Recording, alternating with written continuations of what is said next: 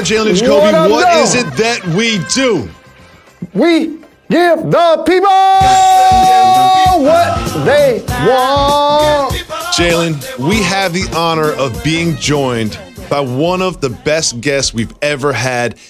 Former mayor of Detroit, NBA Hall of Famer Dave Bing will be joining us later in the show, but we start the show with what was a pretty entertaining Monday Night Football game between two pretty bad teams. It took this drive, that completion, to Jacoby Myers, and this kick to beat the New York Jets that don't have a single win. Now, we've been talking about this year as sort of an audition year, a pivotal point in the career of Cam Newton. What have you seen from him thus far that has concerned you? Well, if they'd have lost to the Jets, boy, media would have slandered he and Bill Belichick's name all day, all week until they played another football game.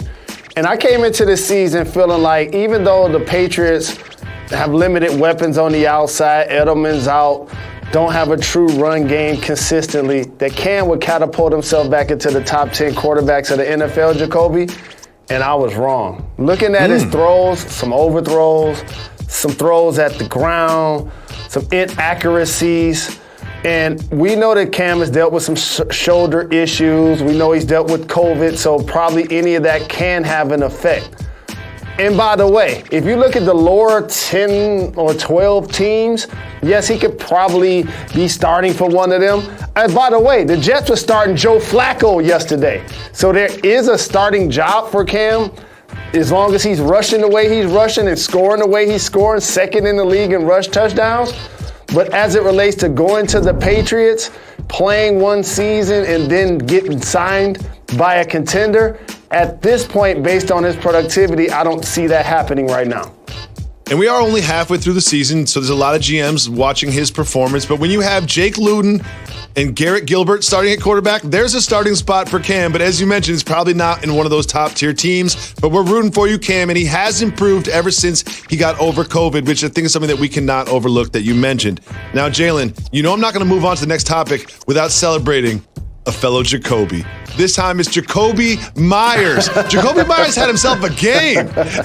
Cam just went back to Jacoby, back to Jacoby, back to Jacoby. And when they needed a real crucial play, guess who got the ball? Jacoby Myers. Now, I haven't repped for Jacoby the way I normally do for Jacoby's because he hasn't performed up to it, but he was great last night. I look forward to him in the second half of the season. I look forward to him in the second half of the season doing what he did last night over and over again. Now, Jalen, we go to another team, the Buccaneers. And one thing I found so interesting about that terrible, terrible loss was the quarterback play of Tom Brady, one of his worst games. And here is what his head coach, Bruce Arians, said about him and his targets, or lack thereof, of Mike Evans. Mike was open a bunch in that ball game. He just didn't get targeted. That's all. He was open.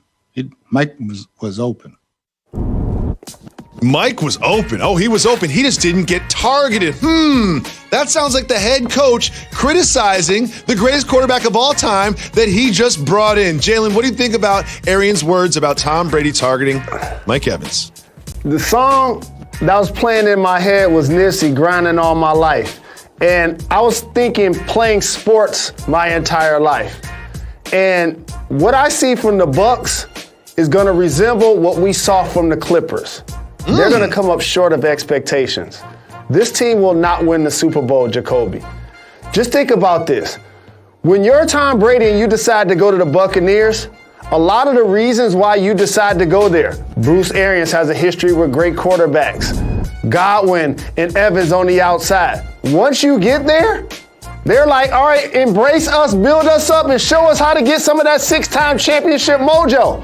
And then when y'all struggle and you yelling at the offensive line, and then you putting up the number 4 when the game is over, now they looking at you like, all right now. And Mike Evans like, okay, so you brought in Gronk, you brought in AB, we needed to sign Fournette. I was an all-pro before Tom Brady got here. As a matter of fact, the phone is ringing. It's Mike Evans' crew. And they're going to remember a phone conversation, Jacoby, that they had. What did Mike Evans, being me, call you his friend and say when Tom Brady became his quarterback? So I'm Mike Evans' best friend. I'm like, Mike, you did great last year, but you've got the GOAT throwing to you now. You're going for 20 touchdowns. You're going to solidify yourself as the best receiver in the league. Mike Thomas who? DeAndre Hopkins who? This is going to be the best year of your career. You're going to get a new contract. You're going to buy a new house. You're going to buy me a house. That's how much money you're going to get. This is going to be the best year of your career. I can't wait to ride your coattails for the rest of my life. That phone conversation ain't going the way he thought. He only got targeted like 17 times the last 4 games. And he and Godwin were a dynamic duo when Jameis wasn't throwing the ball to the other team. And by the way, didn't they play the Saints the other day? And the Saints didn't just win. They waxed the Bucs. They waxed them twice. So again, it's only halfway through the season. They have some terrific talent on their team. Their defense, as you know, as you've lauded, has put pressure on the quarterback when they've had opportunities. But I don't see this, just like the Clippers as a team, that's going to put all of these parts into a first season like Kawhi's with the Clippers, like Brady's with the Bucs, and win it all. It's not going to happen this year. One dynamic I love about this is Tom Brady is famously hard on his teammates. He expects the most from everyone around him. We've seen the videos. We know his reputation. And I can't wait to practice on Tuesday where they're looking, oh, you're going to yell at us now, Tom? After that game? You're going to yell at us? You're going to yell at us now, Tom? Because we saw what you did out there. That's kind of on you, not us this time. You're going to yell at us now, Tom? We look forward to them bouncing back again. I'm not going to overreact to one terrible game. The Bucs have a great roster. I think they'll put it together and still be in contention. But Jalen Rose said today, here and now, they will not win the Super Bowl. To another team that definitely is not going to win the Super Bowl, the Dallas Cowboys. Its VP Stephen Jones said that he absolutely unequivocally supports Mike McCarthy being the coach next season, and he went on to say that we like stability. That's why we stayed with Jason Garrett for 10 years. Let me remind you that Jason Garrett was the coach for 9+ years. They won 2 playoff games. He was barely over 500 by about 18 games. Jalen, what do you think about their commitment to Mike McCarthy long term? You said another word to end with a Y. You said stability. He said absolutely and unequivocally, I'll say mediocrity. How about that? That's what they were when Jason Garrett was their head coach. And Mike McCarthy, though he won a championship with the Green Bay Packers, we know that Jerry Jones wants a coach in that position that if and when they do have success, that he's going to be lauded and gets the lion's share of the credit. That's just what this is. As somebody, by the way, who still hasn't put my guy Jimmy Johnson in the Dallas Cowboy Ring of Honor. So now if you're Mike McCarthy, it's one thing to lose Dak. It's another thing for your football team to struggle.